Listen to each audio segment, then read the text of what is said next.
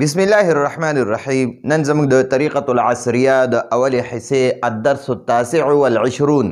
الدرس التاسع والعشرون یعنی 29 نمبر درس دی، یو کم دیرشم نمبر.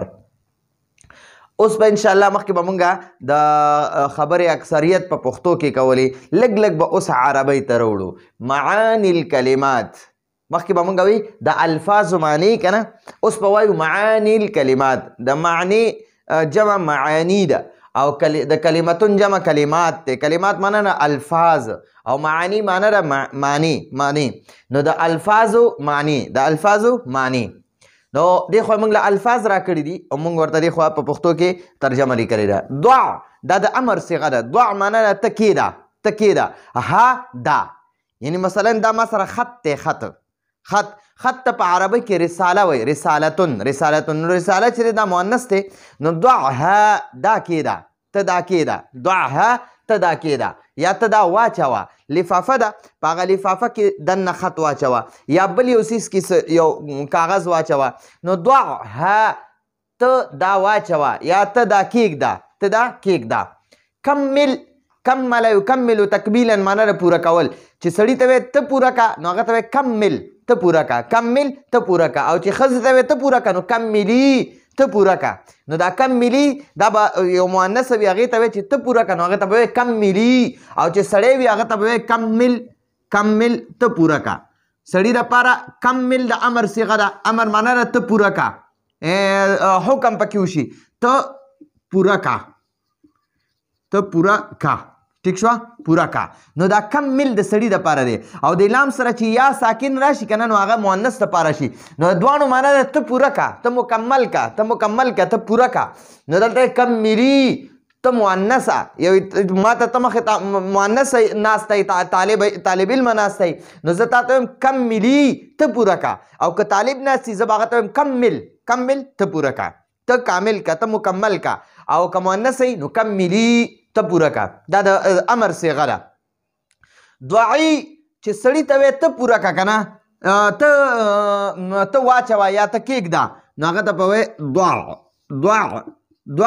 دا د امر صیغه ده. دع ته کیږده یا ته واچوه. او چې مؤنث ته وایي نو د عین سره به یا ساکن راولي. داسې دعی معنی ده ته کیږده، ته واچوه یا ته کیږده. نو دا یا چې ورسره دا د مؤنث دپاره د امر صیغه ده. دعی ته واچوه یا کیږده. ته مؤنثه ما ورته مؤنثه دا دي لیکلي دي چې دې لپاره چې فرق پکې وشي چې کوم د مذکر دپاره صیغه ده د امر او کوم د مؤنث دپاره ده. نو د مؤنث دپاره غټ علامت د امر صیغه دا ده چې هغې کې به اخره کې دا یا ساکن راځي، که امر وي که نهي وي. ټیک شوه. قم چې سړي ته وایي ته پاسه که نه، ته پاسه نو هغه ته به وایي قم معنی ته پاسه.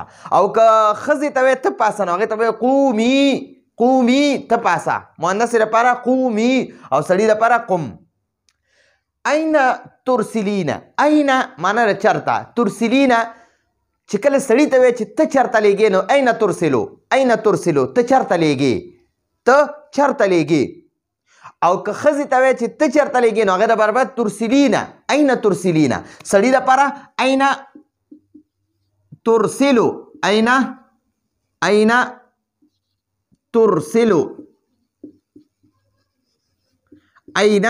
ترسلو.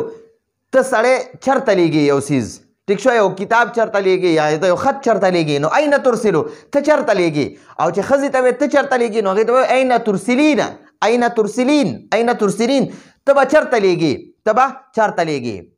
اوس د دې خوا دی طباشیر چاک ته وایي. چاک که تاسو خیال کړئ زموږ هغه د سکولونو په زمانه کې به هغه په سکول کې دا تور بورډ لګېدلی و او هغې سره به دونه چاکونه و. په هغه تور بورډ باندې به موږ په هغې لیکل کول، زموږ استادانو به موږ ته لیکل کول یا به موږ په هغې لیکل کول.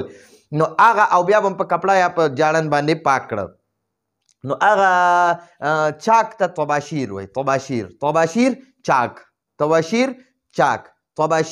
چاک. ارسلی ته اولیږه. ګوره دا اصل کې ارسل دی. ارسل ارسل یرسلو او ارسل دی. ارسل د امر صيغه د ارسلی مؤنث لپاره ته وایي چې ته ولېږه نو هغې دپاره به یې ارسلی ته ولېږه. ټیک شو، ارسلی ته ولېږه، ارسلی ته ولېږه. نو ضعها کملی، دعی، قومی، این ترسلین، الطباشیر، ارسلی.